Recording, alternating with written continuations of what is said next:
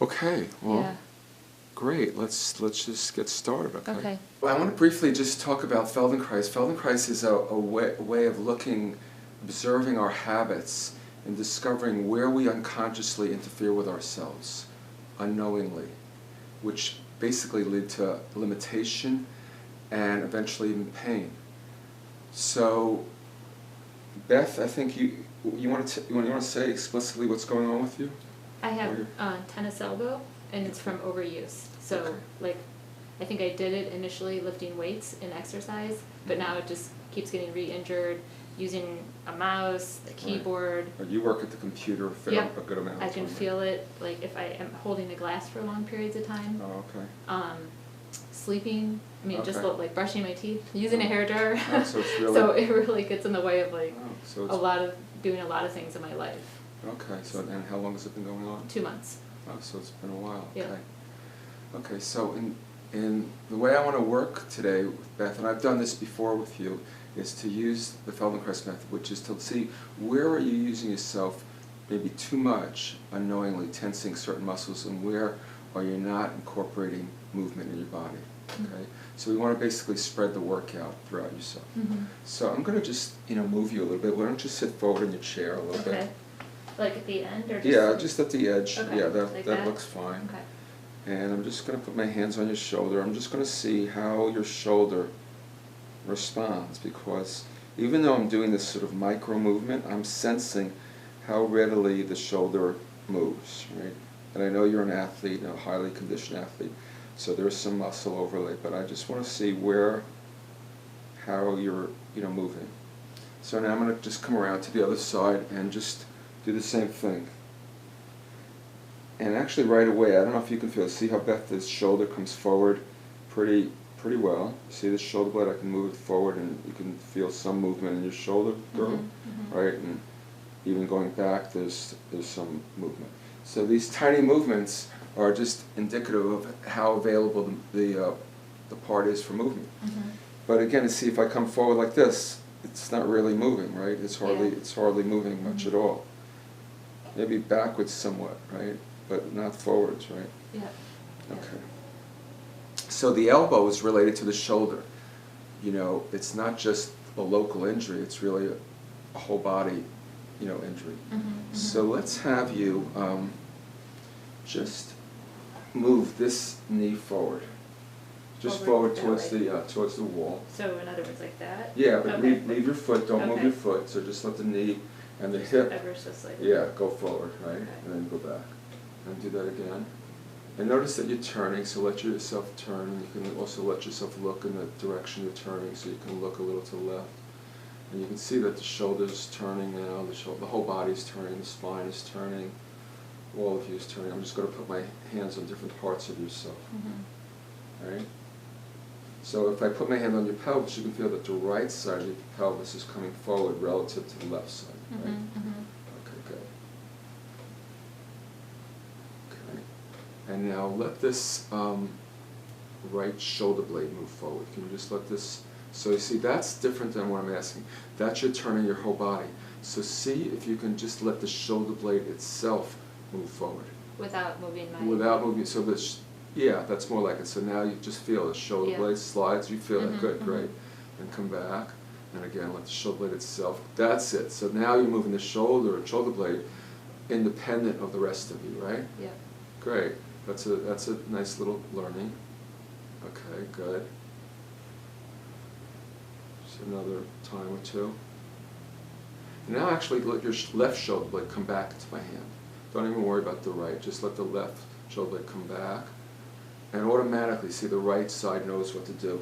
And you might even feel, as you move the left shoulder blade back, this right knee actually is coming slightly forward. Do you sense that? Yeah. So it's a whole system, right? I'm sorry, what? Ever just slightly. Ever so slightly, but everything is really working together. I can feel it. I can see movement. You see how everything's moving together. Okay, good. And so now, again, look to the right and let your whole self, let this, knee and hip go forward. And now look at the plane of your eyes as you turn like that. Just notice if your eyes tend to drop off, like down towards the floor, or go up as you're turning. Just just notice what you're doing. You see your chin is dropping slightly, so the eyes perhaps are also dropping off. See if you can leave the eyes on a horizontal trajectory. So you're, right, exactly. So you see that's changing the turning, actually. You feel that's turning you a little bit more. Okay, great.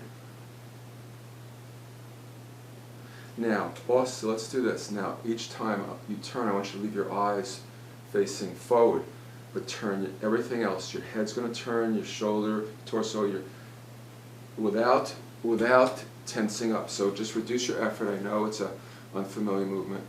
And move my head, but not my eyes. That's right. You're moving your eyes and head independently. Right. And most people, when they're faced with something new like this, they tend to work harder, try harder, and they tense muscles up. So see if you can just do it easily, reduce your effort. That's it. That's better. And again, keep your eyes, see if your eyes, track with your eyes, are they moving across the room in a horizontal trajectory or not? Just yeah, I mean, I feel like I'm trying to keep them at the same, my focus at the same place. Right, I know. They're moving a little bit, but... So see if the head can stay, again, like horizontal, moving there. See how your head is kind of in a upright position. It's not falling off itself. Yeah. Okay, good.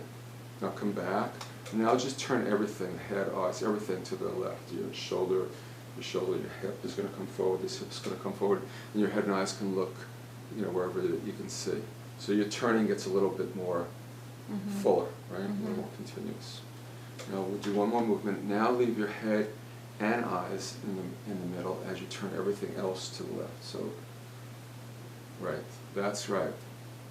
So you have to really pay attention, right, and go slowly and sense in yourself what's the demand, what's required of you to do the movement, and also not tense things up. It's very unnatural right now. What's that? It's unnatural. It is unnatural. Nobody would expect you to walk around, in your daily life doing this. But in this learning context, it's the only way to really learn a new means of movement, a new way of moving. Keep doing it. That's probably enough. And now let everything go together to the left. So you're going to turn your whole self, your whole body. Okay. Keep going. Yeah, and you can look, and again, let your eyes, stay on the horizon. Now, the reason this is also interesting that working sitting, because most people do sit at desks and computers all day, so, it's a sedentary, we've become very sedentary, and we've neglected to really move ourselves. And people sit, will get up and say, oh, I get up and walk around to go get a drink of water. But that's not changing how they use themselves in their actual sitting. So we're trying to tease apart different ways of sitting, because that's actually how you injure, somewhat how you injured. Maybe also from lifting, but I believe also from the way, with the mouse and the computer and the sitting. Okay. Yeah. Now, I didn't really, touch this area before, but, I don't know, was this tender to the touch before, or was it tight? Just notice how it feels. How does the right arm feel as it's resting against yourself right now? How does the elbow feel? Notice how the shoulder girdle is. Just notice that do you feel a difference in how it's resting and lying? Yeah. Okay, so would you say... Subtle. It's subtle. Feel it, yeah. So it's a little more, perhaps relaxed. The muscles all through the shoulder girdle are a little more relaxed, right? Yeah. So I'm just going to come back to the shoulder girdle itself now. And now, as I just do this little tiny movement with your right shoulder blade, there's much more availability for movement, right? So before it was just one tense block, and now I can feel it moves in what we call a differentiated way. It can separate, the shoulder blade can separate away from the spine. Right, so right away I know that these muscles now, the state of the tonus of these muscles has changed. They're not as tense and taut, right? And even maybe this right side of your neck is you feel this now? It feels a little softer. It's not so taut as it was previously. I mean, we're just doing a piece of a lesson. We're not doing a complete lesson, but perhaps you're sensing some changes in yourself that as we would work further, we could go through your whole body. But the point is, again, that unknowingly, you know, this right side of you was getting kind of immobilized and not really moving, and so all your work was, like you said, overused. Like you were just using your hand, and these extensors of the forearm were being really overused, and the rest of you, the muscles in your torso and your back and your shoulder blade and the ribs and the pelvis weren't really being employed. Yeah. Right? Yeah. So that's the awareness we want to bring about, so that the body really wants to, you know, prefers a more efficient way of moving. It doesn't want to move in a constrained way, but it has to be aware of where you're holding yourself, where you're tensing unnecessarily, that you're not even aware you're doing it, right? So yeah, that makes I think ever since I injured this, I mean, even in more relaxed states, I feel that I hold tension there. Right. It does. You know, it That's starts all the way up here, so, you know, that must be like a place that I just naturally maybe hold tension in daily life activities. Right, you're righty, Yep. you're athletic, you like to do a lot of different things.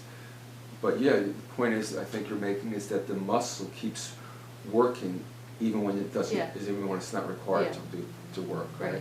And that constant work, that constant fatigue eventually causes pain and of course limitation, right? Yeah.